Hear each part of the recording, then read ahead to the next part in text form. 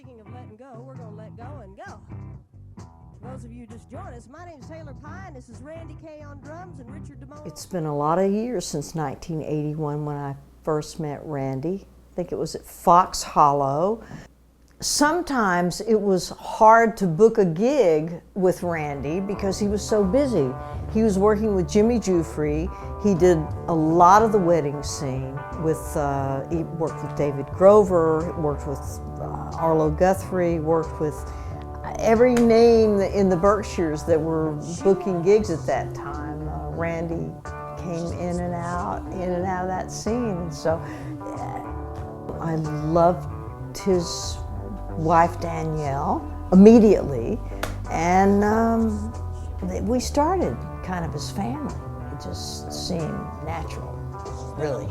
And it took a few weeks and into the months then when we got into music together to realize that Randy was not only a drummer, he was an amazing percussionist. And I just kind of felt really honored that he wanted to play folk pop, folk rock kind of stuff that I was doing, and it became just the two of us, me and Randy. And I took up electric guitar, which I'd always wanted to play, and we did several recording studio events together, and I liked all of them just for the raw feeling of what we did. We added other musicians which sometimes changed what we did. When I was working with the Albert Schweitzer Institute in Lenox, Massachusetts while I was living up there, I became the music director for a couple of years, and they were doing a spot on NPR radio. And I took a phrase from Albert Schweitzer that was, "We are life that wills to live midst life that wills to live." And I wrote this thing that went, "We are life that wills to live midst life that wills to live. And it just was supposed to be this chant. Let's start a chant. And I got Randy in and we worked on this whole kind of arrangement and came up with this idea of me starting out. You hear the sound of the voice saying what we're saying, and then you hear the drum, and it was his drums that came in. And it sounded like the little drummer boy.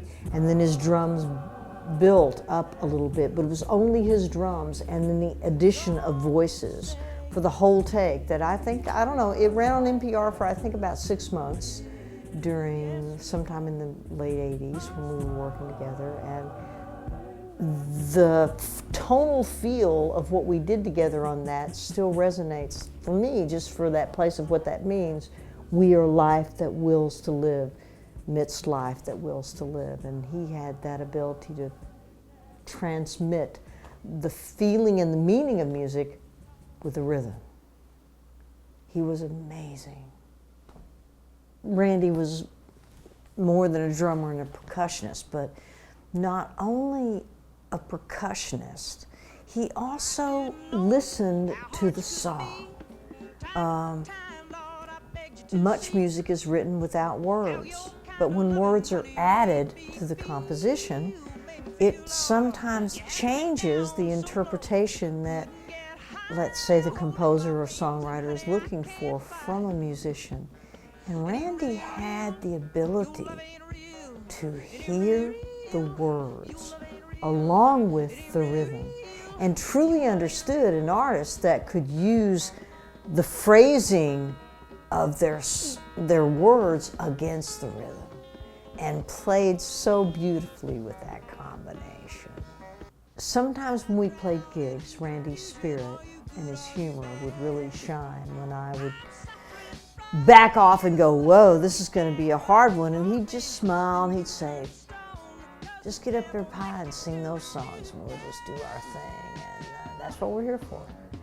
And that's so helpful when you have a musician that feels that way, when you're a little nervous, because you're not sure of the situation. Maybe the stage is kind of awkward, or you're thinking this is not my crowd. And I was still struggling to be a songwriter when I met Randy, and he never deviated from saying, "Your songs are the best, man. I love playing on your stuff," which made me feel confident when I stepped out and did a song I wrote for an audience, because he was right there behind me covering every move, and the audience would always love it. That was beautiful, special. I think one of the places I remember most in the Berkshires, where Randy and I were actually sort of local artists that attracted good audiences everywhere we went. So we got the same gigs over and over. But one of them especially was the Mexican restaurant in Pittsfield, Massachusetts, called La Cocina. And I especially remember this because I had this old Chevrolet, and I took the back seat out of it so that it would accommodate Randy's drums, which was the bass drum, and a regular trap set. And then the toys, his toys and stuff, and my guitars, and an amp, and a speaker. I mean, we had to carry our own speaker and everything up about 30 stairs, a flight of stairs up to a second story in an old building there in Pittsfield. And so I remember that was the gig we would talk about together and go, "So this one, man, it's like, yeah, it's fun. We play till like 2 in the morning, and we don't get paid a lot, but wow, it's a great gig because we just have fun, and the sound is good because we bring our own and we do our thing."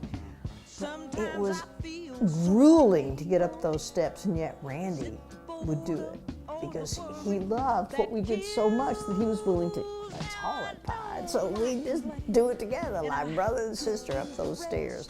And then when we got to the top of the stairs, that's where the music happened. Randy also had the ability to feel that if it's that, and do, and you could even hear him sometimes. On stage, I'd be standing up there and I'd be listening. I'd hear the drum, but I'd also hear him behind that beat he's keeping with his foot, on the bass drum. And I could hear him singing. He'd be going, while his hands were going 90 miles an hour doing, and doing stuff against it, and yet the beat was always right there where you wanted it. He just had this amazing ability to feel counterpunctuality, syncopation in a very jazz, magical way. I struggled sometimes to get him, but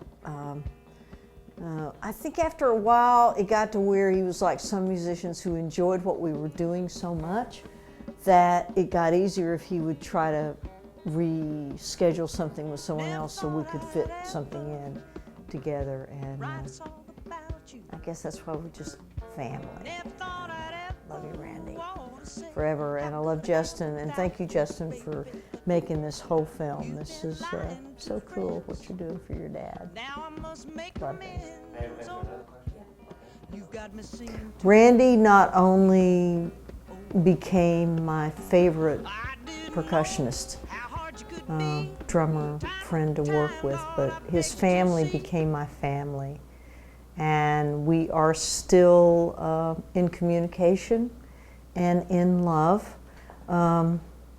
Danielle and I call each other sis when we speak to each other, or email, no matter how many weeks or months it takes. And I hear from Justin often, "Jordan, I hope to see you soon.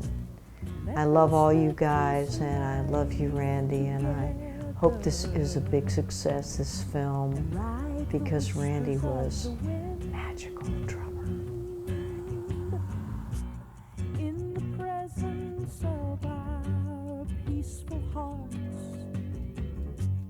we will meet as kin to kin, and I will love the world the way you do, and I will show my love by being true. Come and chase the clouds of war away. Hey. teach our children peace. Build a family of hope today. Hey, chase the clouds of